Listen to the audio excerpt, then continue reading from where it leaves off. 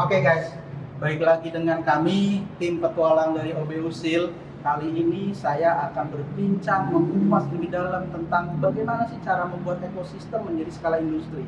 Hari ini yang kita tahu bahwa pelaku usaha UMKM itu sangat susah, kesulitan bersaing dengan para pemain-pemain dari internasional. Nah, di sini Pelita Desa dengan Pak Adi punya visi untuk membangun sebuah ekosistem yang mampu bersaing dengan pasar internasional. Untuk lebih detailnya, untuk lebih jelasnya, kita akan ketemu dengan Pak Adi untuk membahas lebih dalam tentang bagaimana membuat sebuah ekosistem yang berskala industri. Ikuti terus perjalanan kami, guys.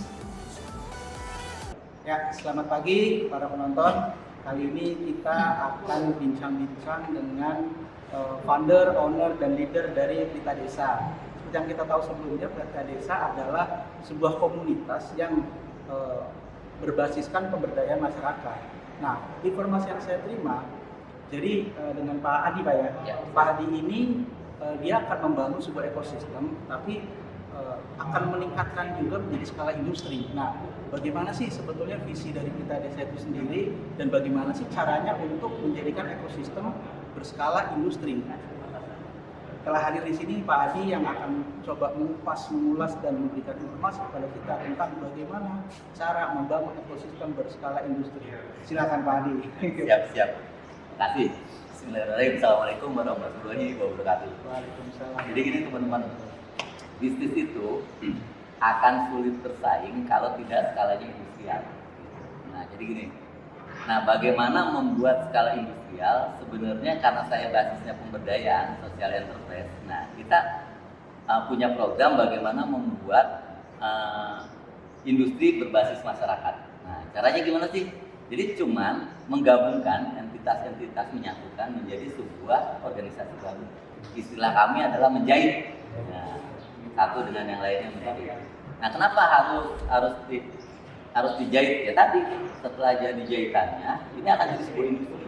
Nah, kalau dia jadi sebuah industri, ini sangat kompetitif. Nah, semakin besar ekosistemnya, ya semakin kuat. Berikutnya, apa sih yang dibutuhkan untuk menjahit ini? Ya, tukang jahit, istilah kami. Nah, tukang jahit itu mungkin kalau di masyarakat sebutnya community leader, dirijen yang mengatur. Kalau di ketentaraan mungkin perlu perwira. Jadi buat saya UMKM itu sebenarnya mungkin bagi saya cuman Tamtama sama Bintara. Nah, perlu perwira yang memimpinnya. Digabungkan segala menjadi sebuah ekosistem baru yang kuat. Berarti seperti tadi yang dibilang, ada community leader gitu Pak ya. Jadi kalau misalkan dalam partai politik, berarti ini mengkader ya. Pelita Desa ini mengkader satu orang untuk diterjunkan kepada daerah tertentu dan dia akan menjahit aktivitas produktivitas di masyarakat itu sendiri ya, sehingga menjadi sebuah satu rangkaian ekosistem yang kuat gitu Pak ya.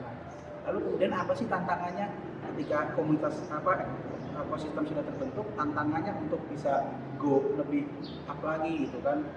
Oh iya, jadi gini, si community leader ini mesti berpikirannya besar. Dia harus tahu market size-nya yang mau dibuat apa, targetnya segala macam itu. Jadi berpikirnya juga. Ya. Terus juga nggak ada yang mengeluh gitu kalau dia lihat masalah. Dia tuh bergairah karena dia pasti melihat peluang di balik masalah itu. Jadi kalau dia mau di mana sih masalah besar? Nah, di mana sih peluang besar? Ya cari aja masalah yang besar gitu. Itu pasti. Iya, karena kalau misalkan kita bicara pelaku UMKM hari ini itu kan, mereka menjalankan aktivitas produksinya, mereka memasarkan dagangannya, tapi mereka selalu kalah dengan kekuatan-kekuatan yang lebih besar gitu Pak ya. Jadi dengan harapan mereka tergabung dalam satu komunitas yang kuat, maka ini mampu bersaing gitu. Iya, jadi dari A sampai Z. Saya kasih contoh ya. Jadi awal-awal saya pernah mendampingi seorang community leader. Jadi beliau ekspor tanaman hias. Senang setiap kita upload pasti laku lah. Tapi begitu kita lihat, kita itu cuman bagian dari sebuah ekosistem dan kita ada di rantai yang paling bawah. Jadi anggap aja gini, dulu orang-orang luar ikut pameran di tanaman kita, baru sisanya kita yang beli. Di sana dikultur, udah gitu diperbanyak, disebarkan ke seluruh dunia, bahkan bisa jadi kita juga mengimpor. Nah, begitu kita tawarkan, nah mereka enak, nggak perlu lagi datang ke Indonesia mencari, tapi sudah disodorkan oleh kita. Nah, tinggal dia kultur semua. Nah, community leader itu harus bisa melihat itu. Nah, ketika dia tahu, oh market size-nya segini, ekosistemnya kayak gini, kita ini cuma bagian ini, nah mulailah menjahit. Jadi jangan lagi kita menjual produk mentah lah.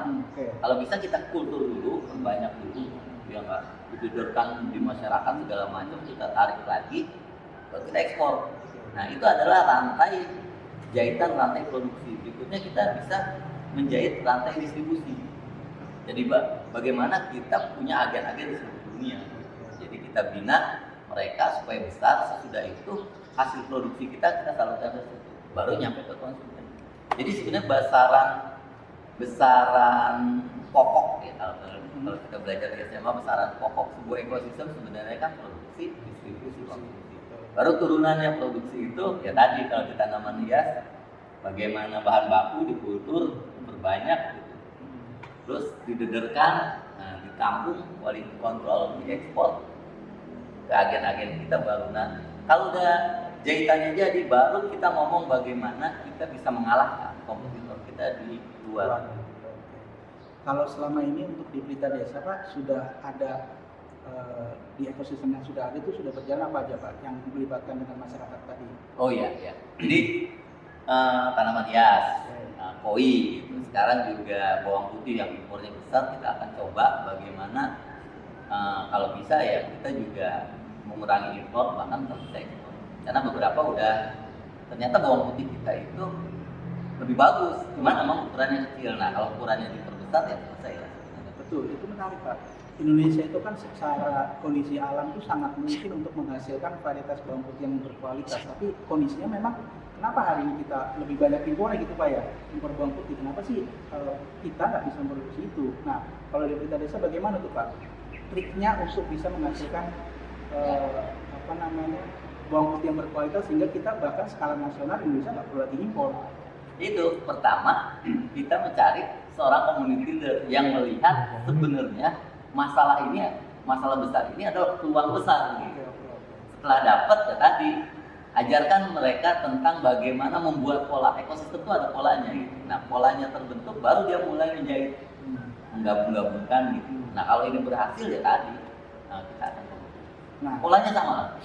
Berarti nggak menutup kemungkinan ketika mungkin dari para pemirsa ini di rumah mungkin atau di kantor, ketika melihat di daerah saya ada potensi sebetulnya, misalkan sumber daya alam apa, tapi belum tersentuh, belum dijauh lah. Mungkin kalau misalkan dia ingin mengkontak Pelita Desa, mungkin nggak Pak? Oh iya, sangat mungkin. Justru kita gini, target kita sampai dengan 2024 ingin mendampingi 2000 community leader. Mudah-mudahan menjadi 2000 ekosistem. Ya enggak?